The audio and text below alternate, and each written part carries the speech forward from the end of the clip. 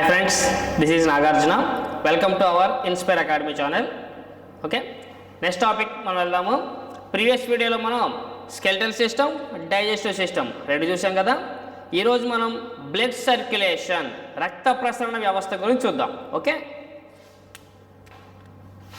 రక్త ప్రసరణ వ్యవస్థ.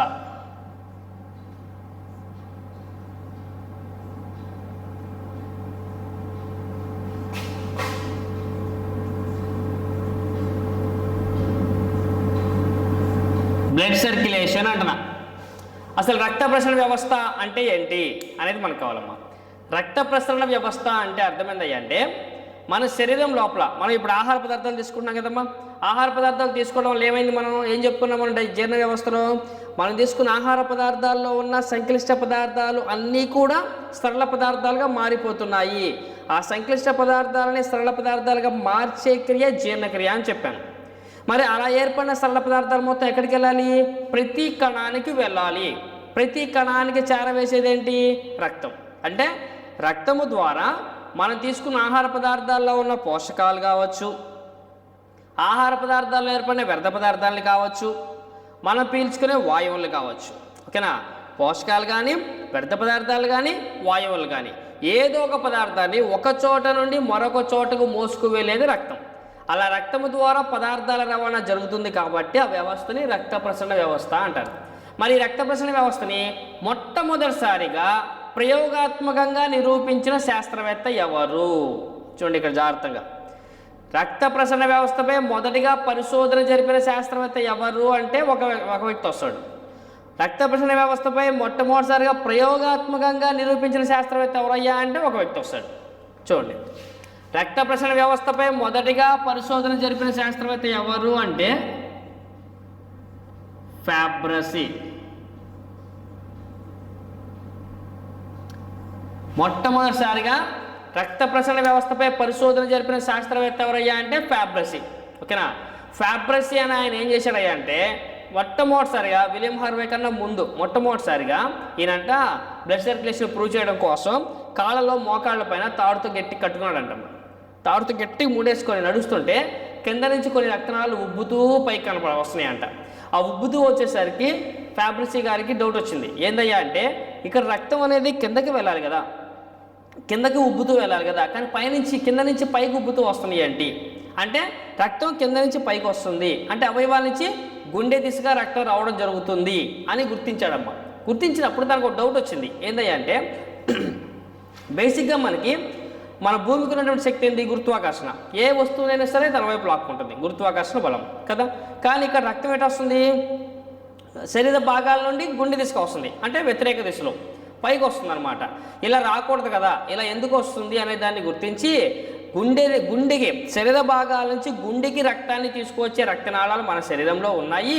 అయితే ఆ రక్తనాళాల్లో గుండె దిశగా రక్తాన్ని ఏక మార్గంలో పయనింపజేసే విధంగా కొన్ని కవాటాలని కలిగి ఉన్నాయి అనుకుంటా అని చెప్పి గుర్తించాడమ్మా. ఎవరు? ఫ్యాబ్రసీ. మరి అంత ముఖ్యమైన విషయాన్ని ఫ్యాబ్రసీ గారు నిరూపించకుండా వదిలేశాడు. వేరే వాటిపై రీసెర్చ్ చేశాడు, తర్వాత చనిపోయాడమ్మా. అలా ఫ్యాబ్రసీ అనే శాస్త్రవేత్త రక్త ప్రసరణ వ్యవస్థకు సంబంధించిన అన్ని అంశాలని పరిశీలించి బాగా వాటిపై పుస్తకాలు కూడా రాసి నిరూపించకుండా, ప్రయోగాత్మకంగా నిరూపించకుండా చనిపోయారమ్మా. అయితే ఫ్యాబ్రసీ యొక్క శిష్యుడే విలియం హార్వే. విలియం హార్వే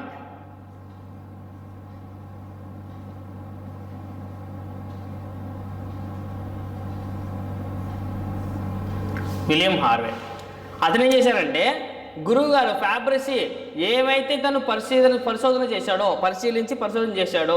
ఆ అంశాలు మొత్తాన్ని కూడా విలియం హార్వే ప్రయోగాత్మకంగా నిరూపించాడమ్మా. అంటే రక్త ప్రసరణ వ్యవస్థని ప్రయోగాత్మకంగా నిరూపించిన మొట్టమొదటి శాస్త్రవేత్త ఎవరు అంటే విలియం హార్వే. ఓకేనా? రక్త ప్రసరణ వ్యవస్థపై మొదటిగా పరిశోధన జరిపింది ఎవరయ్యా అంటే ఫ్యాబ్రసీ. మొట్టమొదటిసారిగా నిరూపించింది ఎవరయ్యా అంటే విలియం హార్వే. ఓకేనండి. మరి విలియం హార్వే మొట్టమొదటిసారి నిరూపించాడు అంటున్నా. మరి రక్త ప్రసరణ వ్యవస్థను ఏ జీవిలో నిరూపించాడు అంటారమ్మా? చేపలో అమ్మ. మొట్టమొదటిసారిగా విలియం హార్వే అని ఆయన రక్త ప్రసరణ వ్యవస్థని చేపలో నిరూపించాడమ్మా. ఆ తర్వాత చనిపోయిన మనిషి యొక్క శరీరం తీసుకొని ఆ శరీరం లోపల ఉన్న గుండెని తీసుకొని గుండెలో 4 గదులు ఉన్నాయి. శరీర భాగాల నుంచి రక్తం గుండెకి వస్తుంది, గుండె నుంచి శరీర భాగాలు రక్తం వెళ్తుంది, వాటిని దమన్లు సెర్లు అంటారని చెప్పి ప్రయోగాత్మకంగా నిరూపించాడమ్మా. ఎవరతను? William Harvey. ఓకేనా? కానీ ఏ జీవిలో మొట్టమొదటిసారిగా నిరూపించాడు? చేపలో. అసలు రక్త ప్రసరణ వ్యవస్థ అనేది మొట్టమొదటిసారిగా ఏ జీవిలో అభివృద్ధి చెందింది? నంబర్ ఆఫ్ టైమ్స్ అడిగిన క్వశ్చన్ అమ్మ. ఇది జాగ్రత్త గుర్తుపెట్టుకోండి. విలియం హార్వే మొట్టమొదటిసారిగా రక్త ప్రసరణ వ్యవస్థను ఏ జీవిలో నిరూపించాడు అంటే చేప. క్వశ్చన్ చూడండి, రక్త ప్రసరణ వ్యవస్థ మొట్టమొదటిసారిగా ఏ జీవులలో అభివృద్ధి చెందింది? ఏ జీవులలో అభివృద్ధి చెందింది అంటే వానపాము, జలగ. రక్త ప్రసరణ వ్యవస్థ అనేది మొట్టమొదటిసారిగా ఏ జీవులలో అభివృద్ధి చెందిందయ్యా అంటే వానపాము మరియు జలగ. ఓకేనా? రక్త ప్రసరణ వ్యవస్థ మొట్టమొదటిసారిగా అభివృద్ధి చెందిన వర్గం, జీవుల వర్గం ఏది అంటారు. మళ్ళా జీవులయ్యా అంటే వానపాము, జలగ. ఆ వానపాము, జలగ కలిగి ఉన్న వర్గం ఏదయ్యా అంటే అనిలిడా.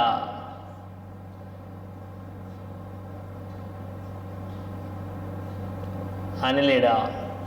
చూడమ్మా, ఇవన్నీ ఎగ్జామ్ పాయింట్ ఆఫ్ వ్యూ మనకి ఇంపార్టెంట్. బ్లడ్ సర్క్యులేషన్ అనగానే మనం థియరీ పార్ట్ నేర్చుకొని వెళ్ళిపోతుంటాం. అది కాదు మనకు కావాల్సింది. ఎగ్జామ్ పాయింట్ ఆఫ్ వ్యూ నేర్చుకోవాలి. రక్త ప్రసరణ వ్యవస్థపై మొట్టమొదటిసారిగా పరిశోధన జరిపిన శాస్త్రవేత్త ఫ్యాబ్రసీ. రక్త ప్రసరణ వ్యవస్థని మొట్టమొదటిసారిగా ప్రయోగాత్మకంగా నిరూపించిన శాస్త్రవేత్త విలియం హార్వే. మొట్టమొదటిసారిగా విలియం హార్వే ఏ జీవులలో నిరూపించాడు? చేప. మొట్టమొదటిసారిగా రక్త ప్రసరణ వ్యవస్థ ఏ జీవులలో అభివృద్ధి చెందింది? వానపాము, జలగ. రక్త ప్రసరణ వ్యవస్థ మొట్టమొదటిసారిగా అభివృద్ధి చెందిన వర్గం, జీవుల వర్గం ఏమిటి? అనిలిడా. Okay, right. నెక్స్ట్, మరి రక్త ప్రసరణ వ్యవస్థ సాధారణంగా అన్ని జీవుల్లో ఉంటుందమ్మా. అయితే సకశేరకాలు, అకశేరకాలు అనేది క్లాసిఫికేషన్లో చెప్తా. ఏ జీవుల్లో ఉంటుంది, ఏ జీవుల్లో ఉంటుందని నేను చెప్పుకుంటూ వస్తాను. అయితే ఇక్కడ మనం చూడండి, రక్త ప్రసరణ వ్యవస్థ మనుషులతో పోలుస్తూ ఇతర జంతువులను కూడా కంపేర్ చేస్తూ ఉంటే అన్ని జంతువుల్లో సాధారణంగా రక్త ప్రసరణ వ్యవస్థ ఎన్ని రకాలుగా ఉంటుంది అని అంటే సాధారణంగా బ్లడ్ సర్క్యులేషన్ అనేది 2 టైప్స్గా ఉంటుందమ్మా. రక్త ప్రసరణ వ్యవస్థ అనేది జీవుల్లో చూసుకుంటే 2 రకాలుగా ఉంటుందమ్మా. ఒకటి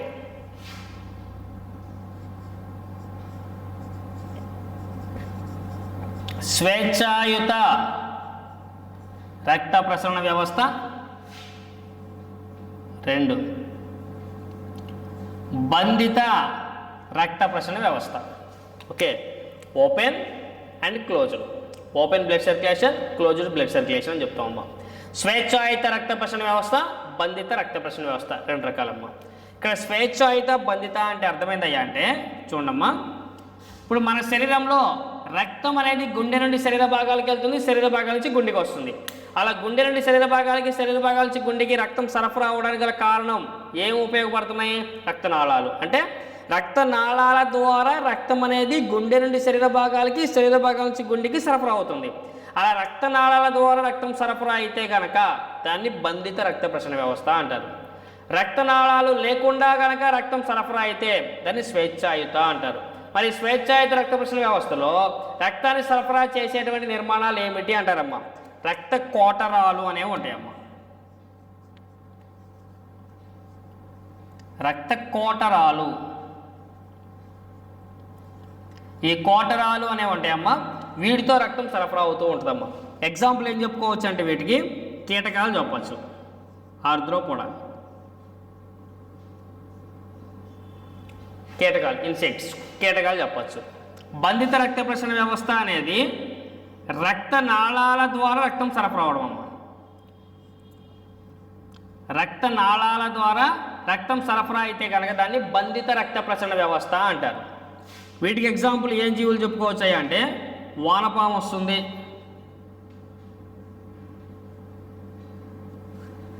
సకశేరుకాలు, ఉన్నత సకశేరుకాలు అన్నీ వస్తాయమ్మ.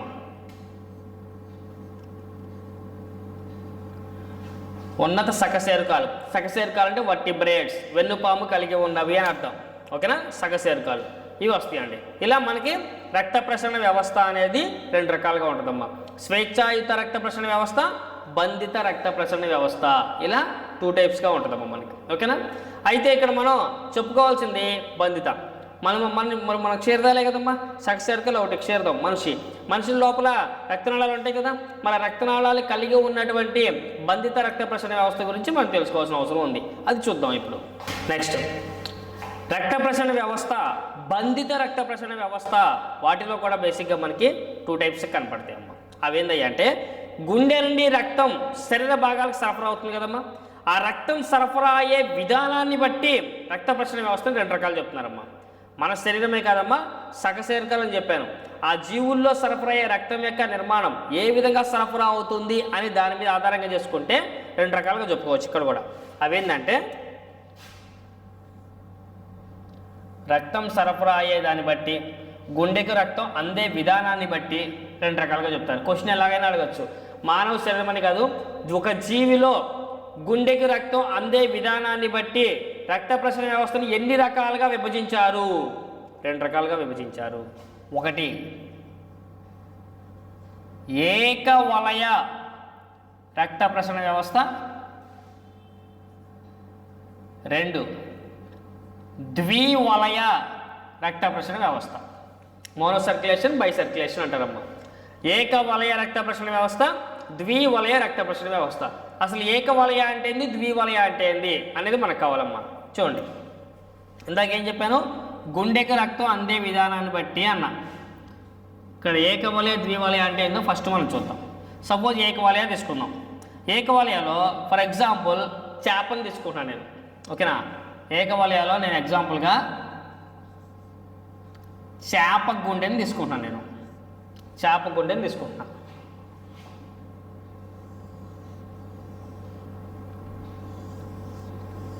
ఇది చేప గుండె అనుకోండమ్మా, చేప గుండె అనుకున్నాను. ఓకేనా? ఇదేమో కర్ణిక, ఇదేమో జఠరిక. ఆరికల్, వెంట్రికల్ అంటారమ్మా. అప్పర్ ఛాంబర్స్ని ఆరికల్స్ అంటారు, లోయర్ ఛాంబర్స్ని వెంట్రికల్స్ అంటారు. ఆరికల్స్ని ఏట్రియం అని కూడా అంటారమ్మా. ఓకే, నెక్స్ట్ ఇక్కడ వచ్చేసరికి ఏమో శరీర భాగాలు ఉన్నాయి అనుకుందాం. ఇక్కడేమో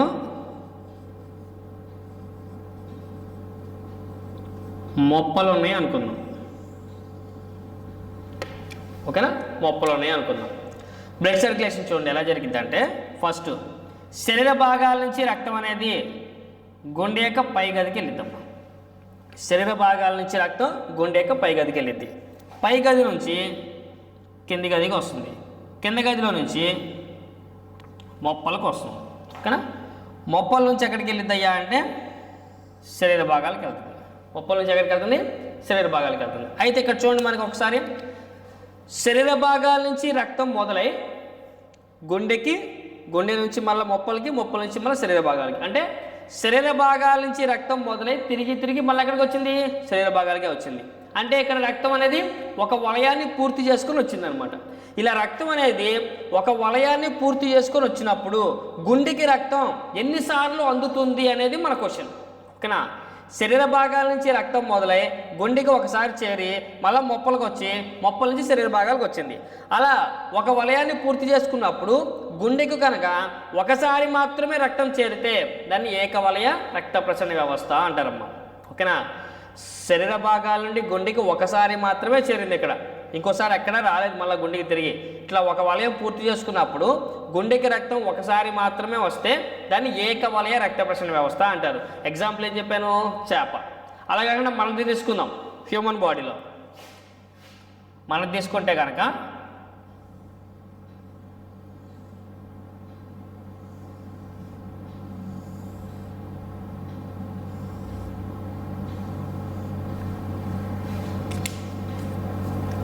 నాలుగు గదులు ఉంటాయి కదా మన దానికి.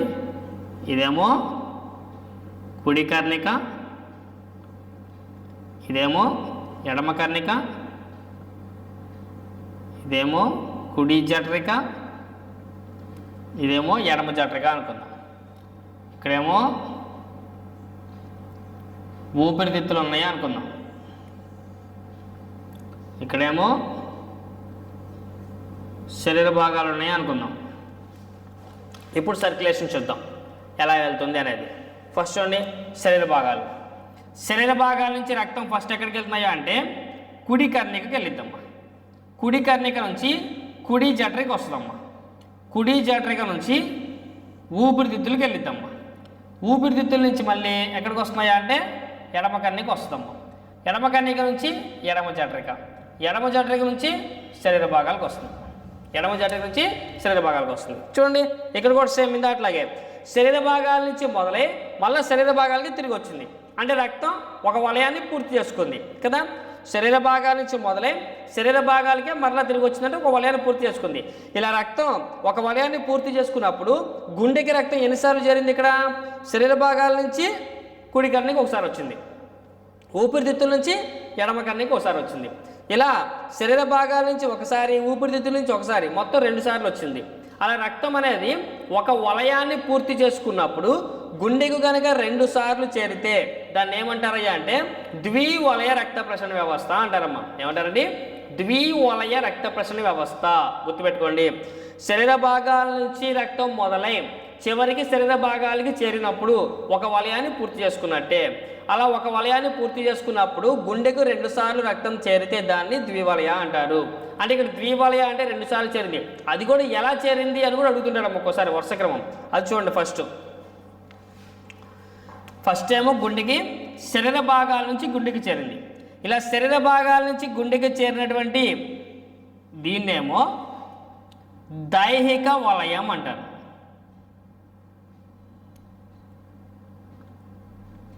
దైహిక వలయం.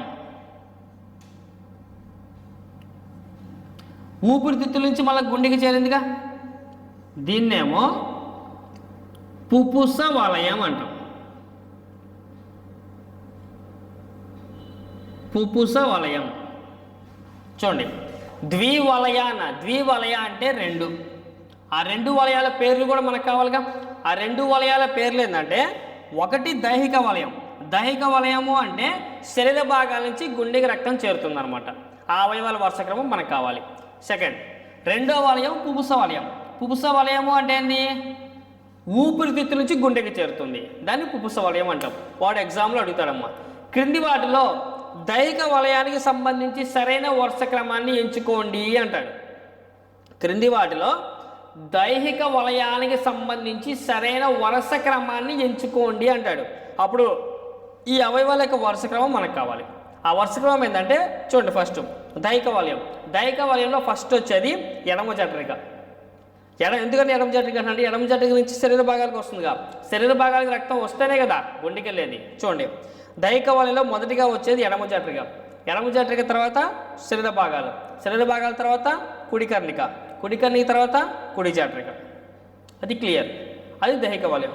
మరి పుపుస వలయం. పుపుస వలయంలో మొదటిగా వచ్చేది కుడి జఠరిక, కుడి జఠరిక నుంచి ఊపిరితిత్తులు, ఊపిరితిత్తుల తర్వాత ఎడమ కర్ణిక, ఎడమ కర్ణిక నుంచి ఎడమ జఠరిక. ఆర్డర్ మనకి ఇంపార్టెంట్, ఇక్కడ ఆర్డర్లు గుర్తుపెట్టుకోవాలి. ఓకేనా? దైహిక వలయంలో మొదటిగా వచ్చేది ఎడమ జఠరిక, ఎడమ జఠరిక తర్వాత శరీర భాగాలు, శరీర భాగాల తర్వాత కుడి కర్ణిక, కుడి కర్ణిక తర్వాత కుడి జఠరిక. పుపుస వలయంలో మొదటిగా వచ్చేది కుడి జఠరిక, కుడి జఠరిక తర్వాత ఊపిరితిత్తులు, ఊపిరితిత్తుల తర్వాత ఎడమ కర్ణిక, ఎడమ కర్ణిక తర్వాత ఎడమ జఠరిక. ఓకేనా? ఇలా ఆర్డర్ గుర్తుపెట్టుకోవాలి. ద్వివలయాలో 2 వలయాలు, ఒకటి దైహిక వలయము, 2 పుపుస వలయము. Okay, clear. వీటికి ఎగ్జాంపుల్స్ చూద్దాం. ద్వివలయకి ఎగ్జాంపుల్ ఏంటయ్యా అంటే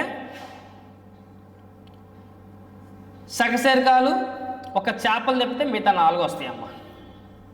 అంటే ఉభయచరాలు,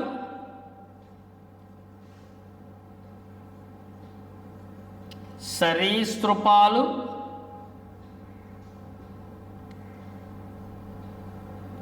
పక్షులు,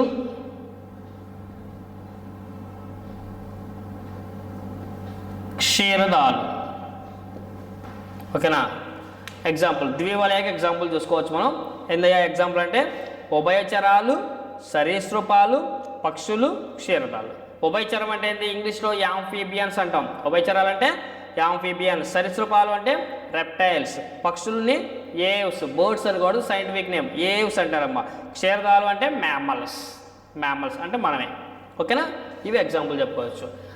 చూడమ్మా, రక్త ప్రసరణ వ్యవస్థ సాధారణంగా అన్ని జీవుల్లో రక్త ప్రసరణ వ్యవస్థ ఎన్ని రకాలయ్యా అంటే రెండు రకాలు, బంధిత స్వేచ్ఛాయుత అన్నాం. బంధితలో చూసుకుంటే మనం చెప్పేది బంధిత కాబట్టి బంధిత పరంగా చూసుకుంటే రక్తం గుండెకు అందే విధానాన్ని బట్టి రెండు రకాలు, ఏకవలయ ద్వివలయ.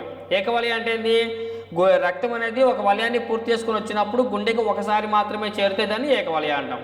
అలా కాకుండా 2 సార్లు చేరితే దాన్ని ద్వివలయ అంటాం. ద్వివలయాలు 2 వలయాలు ఉన్నాయి, అందులో ఒకటి దైహిక వలయము, 2 పుపుస వలయము. Okay, clear.